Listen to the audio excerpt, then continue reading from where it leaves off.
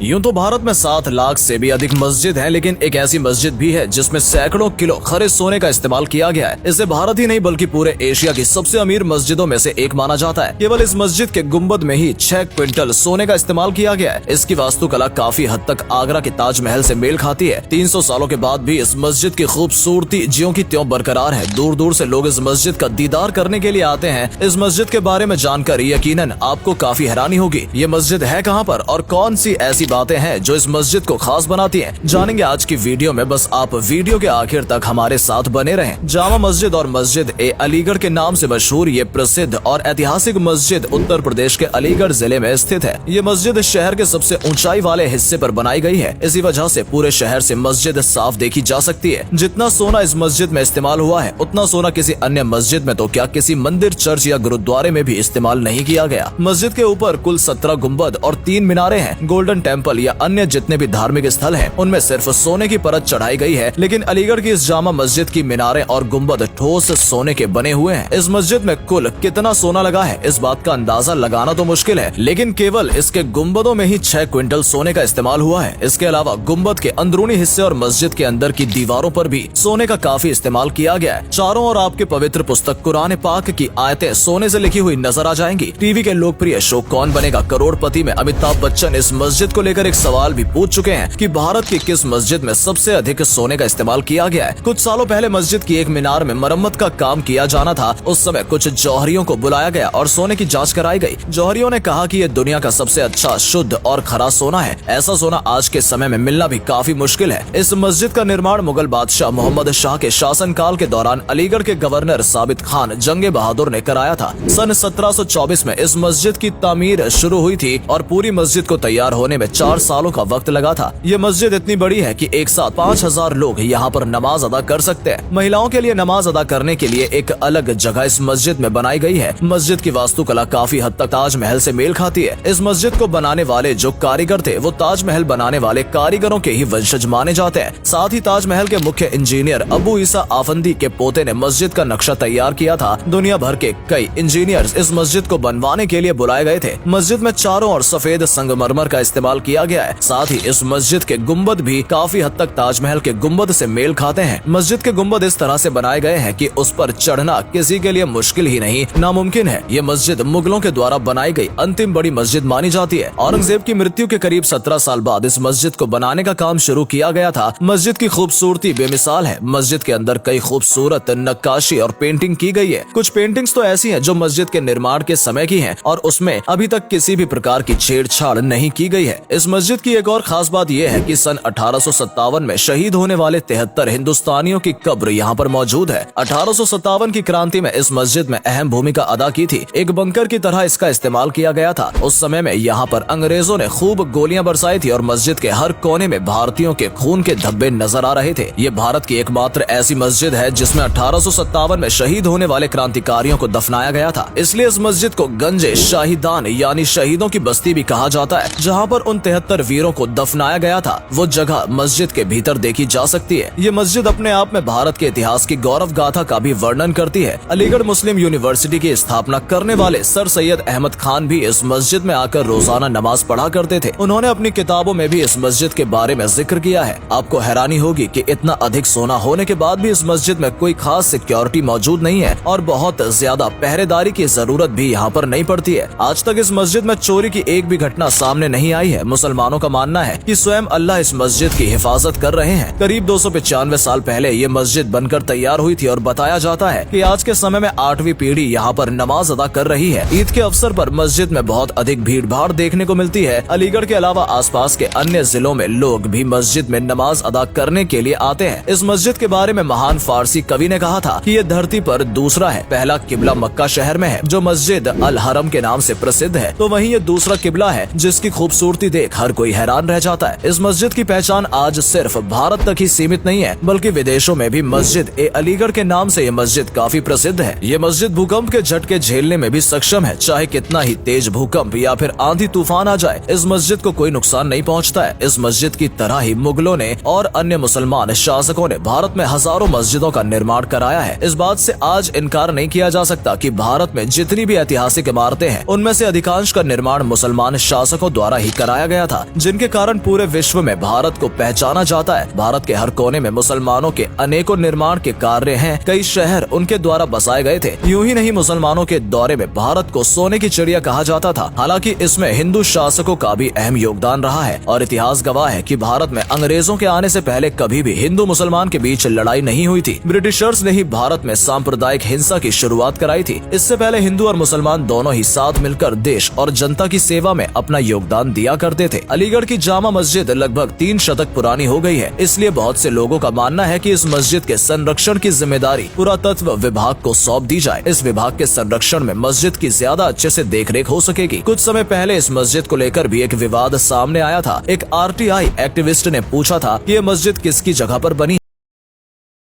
मिलता है और इसका मालिकाना हक किस पर है। RTI के जवाब में बात सामने आई थी कि असल में ये मस्जिद सार्वजनिक जगह पर बनाई गई है और इसको लेकर कुछ लोगों ने विरोध किया था कि सार्वजनिक जगह पर किसी धार्मिक स्थल का निर्माण कराना अनुचित है। ये मस्जिद आज के समय की नहीं है, इसलिए इस तरह की चीजों को विवाद के दायरों से दूर ही रखना चाहिए। ऐसे अन्य न जाने कितने ही धार्मिक स्थल होंगे जो सैकड़ों साल पुराने हैं और सार्वजनिक स्थान पर बनाए गए हैं। कुछ लोग अपनी राजनीतिक रोटियां सेकने के लिए इस तरह के विवाद जानबूझकर खड़ा करने की कोशिश करते हैं। दोस्तों, उम्मीद करते हैं कि आपको अलीगढ़ के जामा मस्जिद के बारे में ये सभी जानकारी पसंद आई होगी। क्या आप कभी इस मस्जिद में गए हैं? अगर हाँ तो बताएं कि आपको ये मस्जिद कैसी लगी। और जिन लोगों ने मस्जिद नहीं देखी है उनसे हम कहना चाहेंगे कि एक बार इस मस्जिद का दीदार अवश्य करें। साथ ही हमारी इस वीडियो को लाइक और शेयर करना ना भूलें। आज के लिए इतना ही। आपसे फिर मिलेंगे एक नई वीडियो और ढेर सारी रोचक जानकारी के साथ।